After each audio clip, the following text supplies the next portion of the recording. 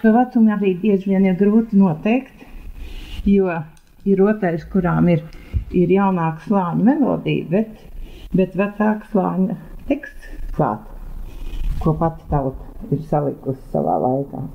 Kāds vismaz no tautas. Tik ilgs neesmu redzējis. Viņi.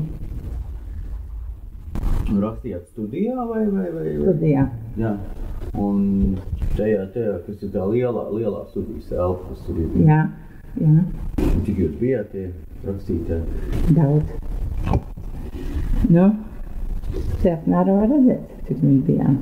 Bet šeit ir tomēr kaut kāda brīvā dabā fotogrāfija. Nu kā tad? Bet tāds to laiku bija tas mūsu sastāvs. Ilgi jau arī ir mums. Kur ir jums? Ar gariem matiem. Tā ir ilgi, jā? Jā. Ar vīru? Jā. Un tad tas ir Divas reiznieks. Un vēl kaut kāda cilvēka, kad jūs to kaut var atpazīt? Dainis sauc. Jā. Šeit es esmu Stāniņos. Valdis Muktu Pāvels. Jānis Vītols. Zinat? No Pēļa viņam ir ģimenes tāda kopa. Jūs citu Jāni Vītolu pazīstat? Jā, daudz Jāņu Vītolu noteikti ir. Nu jā, viņi arī ir vesela tāda komunu liela organizējuši, ka tur mājas iepērk un tāds forši letiņi jaunas ģimenes. Jā, brīnišķīgi. Diriģents Paula Kvēldas meita, Ilze Lasmane. Nu jā. Te Mārs Pāvels nerēbojās šim bildē tikai.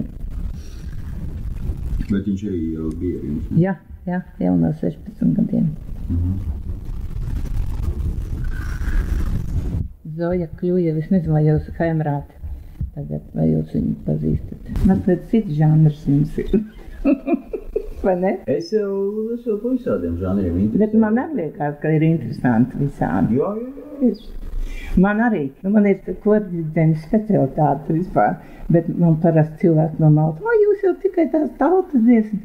Kādas muļķības. Man roķis vienmēr paticis. Visu savu jaunības izgājis visiem šitiem. Mums bija šlāgerlaiks, tad bija Beatles kārtīgi un visiem tiem periodiem. Un tāpat mana opera ļoti mīļa, klasiskā mūzika. Tikai galvenais lietā mūzika būtu kvalitatīva. Jā. Kvalitatīva. Man arī tāpat, man arī cilvēki citēji saka, tu jau par roku tikai interesējies. Kaut kāda cilvēki, kas ar elektronisko vai kaut kāda tāda. Man patīk, ja kāda mūzika, ja viņi ir tieši tā. Laba. Kvalitatīva, jā. Jo nav, nu tāds žanra robežas vispār nav. Mūsdienās vispār vairs nav nozīmē. Es domāju. Taisnība.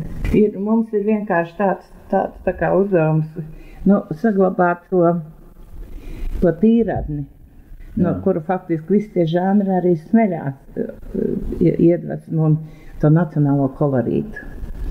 Un var šo tīradni aptaisīt visādās nozīmēs.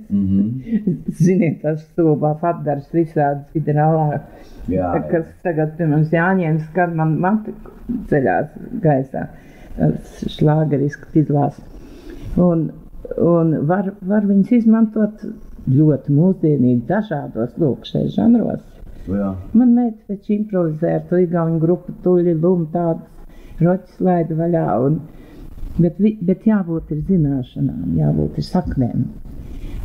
Ilga, īģi tāpat, bet pamatā ir ārkārtīgi pamatīgas un dziļas zināšanas.